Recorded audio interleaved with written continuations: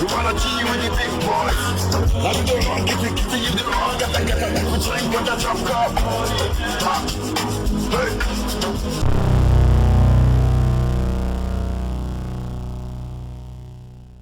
Le 1er avril 2022. Deux hélicoptères de l'armée de l'air ukrainienne ont attaqué un dépôt pétrolier à Belgorod en Russie.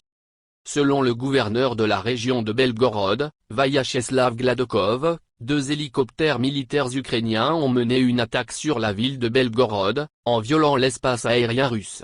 Lors de l'attaque, un dépôt de carburant a explosé. L'incendie du dépôt pétrolier s'est produit à la suite d'une frappe aérienne provenant de deux hélicoptères des forces armées ukrainiennes, qui sont entrés sur le territoire de la Russie à basse altitude.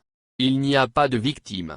Tous les moyens sont actuellement mis en œuvre pour éteindre le feu. Le ministère des situations d'urgence tente de localiser l'incendie dans les plus brefs délais. La population n'est pas en danger, affirme le gouverneur de Belgorod Vyacheslav Gladkov sur sa page officielle Telegram. Selon lui, il est question de la première mission de frappe aérienne ukrainienne sur le territoire russe depuis le début de l'opération militaire spéciale de Moscou contre Kiev. Selon les informations fournies par le responsable russe, les deux hélicoptères sont entrés à basse altitude sur le territoire russe, ce qui est probablement la raison pour laquelle les systèmes de défense aérienne ne les ont pas détectés.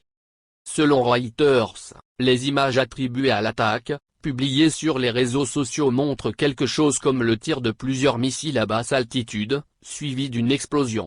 Pour autant, l'agence de presse n'a pas confirmé la véracité des images.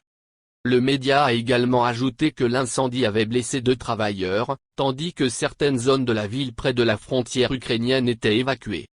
Pourtant, la compagnie pétrolière russe Rosneft, propriétaire du dépôt, a annoncé dans un communiqué que personne n'avait été blessé dans l'incendie. Pendant ce temps, certains médias occidentaux ont affirmé que la Russie utilisait peut-être un false flag. Les Occidentaux prétendent que la Russie a l'intention d'utiliser des false flags pour justifier la poursuite de la guerre contre l'Ukraine.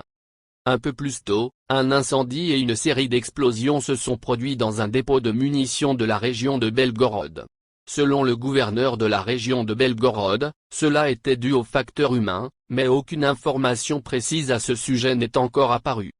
Les responsables russes attendaient que le ministère russe de la Défense en détermine la cause, avait déclaré le gouverneur de la région russe. La première frappe au missile de l'armée ukrainienne a été menée parallèlement à l'annonce du ministre britannique de la Défense, Ben Wallace, qui a affirmé le début de livraison de systèmes d'artillerie à longue portée à l'Ukraine. La Grande-Bretagne est devenue le premier pays au monde à annoncer qu'elle avait commencé à envoyer des systèmes d'artillerie à l'Ukraine. Il s'agit, selon le ministre britannique, de systèmes d'artillerie à longue portée, qui peuvent être pris comme une menace très sérieuse pour la Russie.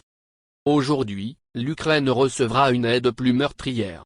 Un certain nombre de pays ont proposé de nouvelles idées ou de grandes promesses d'argent, a confié Wallace aux journalistes après avoir accueilli plus de 35 homologues internationaux lors de la 2e conférence internationale sur la défense.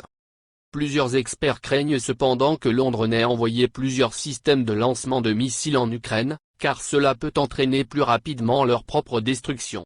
Cela dit, aucune confirmation officielle n'a été faite par le ministère britannique de la Défense concernant la livraison de ces systèmes de lancement de missiles.